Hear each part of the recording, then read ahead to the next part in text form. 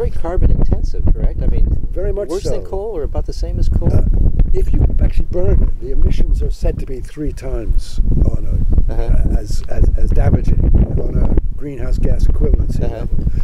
There are kind of complications about all of these statistics, but the thing is, as a carbon store in the ground, it's enormously valuable. And the amount of peat that has been disturbed in Ireland and the loss of our carbon store has been very, very significant. So that you have not only the loss of carbon store from the ground, but then you have this putting it up into the atmosphere where it can't come back. You also have the quality that peat has to hold moisture, to sponge-like quality.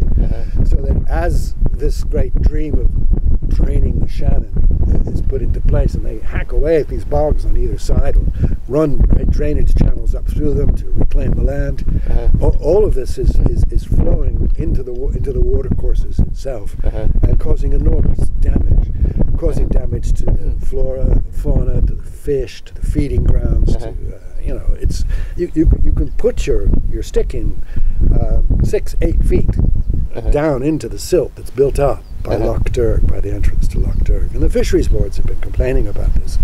Now, is the Habitats Directive doesn't address the water contamination, does it? The Habitats Directive, this is one of the problems, is that the Habitats Directive addresses the quality of the habitat, both the extent and the quality of it. But it doesn't affect the water. It doesn't directly bear on the water. So we felt that in the long term, this was the way for us to look at it, because the suspended solids in the water, the peaty color that you see, react with chlorine and produce trihelomethanes in water supplies. And trihelomethanes are cancerous agents, very expensive to remove, which of course we have to do. So we found that 57 of the 1997 reported water supplies in Ireland, trihelomethanes were the main problem. Now the standard for trihelomethanes has increased. That is to say, you can have less of it now in your water since last year, and this has resulted in, I think, 127 places with trihelomethane exceedances. And we've not been able to get the authorities to actually look at what causes these trihelomethanes. They know it's dissolved organic, but they will not go that one step back and say it is the disturbance of peat soils through extraction and through forestry and other activities that is causing this. And that is really a key issue for us. Now, are they treating the water to eliminate the? They do eliminate trihelomethanes afterwards, but the degree to which they do is very unclear.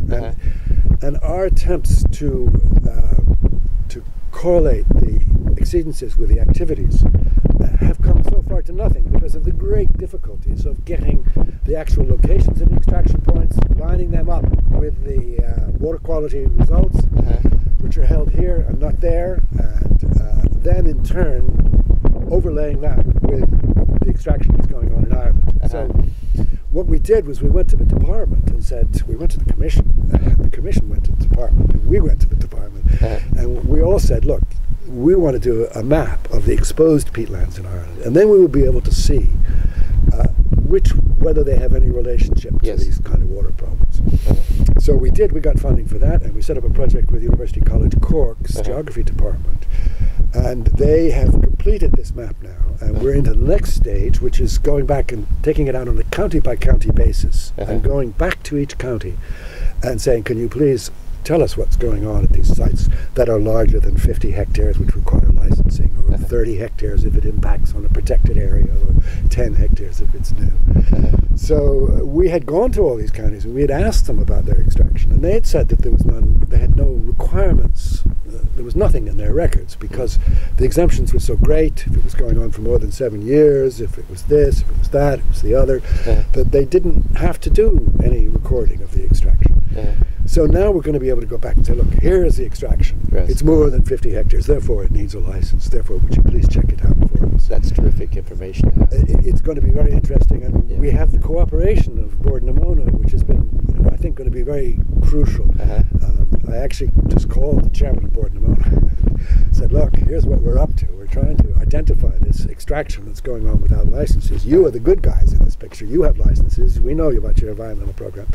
Will you give us your satellite mapping information of all your bogs and the exit points? And they said, sure, no problem. Great. And the next guy called down to the next guy. We're now down to the actual techie who is going to be contacting our person at UCC. And they will then take the shape files of GIS layers, and they will be able to eliminate all Bourdon activities, and we'll see what's left. That's a terrific project. Tony, let me go back to the one issue that's obviously a very sensitive one. That is the turf cutters in the residential use. And there was recently a program, we're now taping this in July, and recently there was a program in prime time with the mayor of Roscommon who claimed that many of the bogs that they were cutting in were actually increased, and therefore they're not harming the bogs. They can't be because the bogs are increasing, and I know you have an answer for that one. Well, I wonder if you would share it with us. I was absolutely flabbergasted when I saw that. We'd been alerted to it taking place. It was going to take place on our list, so I set it up to record it so I could have a good look at it. And I couldn't believe what this fellow was saying, as if the good husbandry, this was it, the farmers, the conservationists, the countryside, look, this bog is now, 41.06% bigger than it was, in spite of the cutting of the chairman's, or in the case of my bog, it's 10.63. So he had the exact figures, I thought, wait a minute, this is pretty familiar stuff. I recognize this. And I went back to see exactly what the situation on those two bogs were. And one of them was the subject of a restoration program through EU cohesion funding in the 1990s. And that was the reason that it had increased by 40 whatever percent it was. And the other one was the subject of an EU life program in 2004, and that was the reason that it had extended. And when I went down to the actual site reports for these bogs, both of them showed that although the cutting has decreased in intensity, because of where it is, it continues to damage the actual raised bog itself. Now the normal rule of thumb would be 250 meters you could cut and it wouldn't damage the very priority areas. But in fact, on Clara Bog, they found that cutting 600 meters away from the ecotope had led to a collapse and the formation of new lakes. So it is really not just how much you're cutting, but where you're cutting. And of course the fact that you have to drain in order to get into these things. And the drainage is pouring this out. It's not just suspended solids. There's heavy metals, historic heavy metals that have settled there. There are all kinds of things. There are many, many, many, many reasons not to touch our peatlands, to leave them there as our best carbon sink, as our best water controller and sponge. That's a great note to end on, Tony. And I know I don't have to say this, but I know you'll be looking after our interest on the bogs and many other issues on behalf of the environment in Ireland.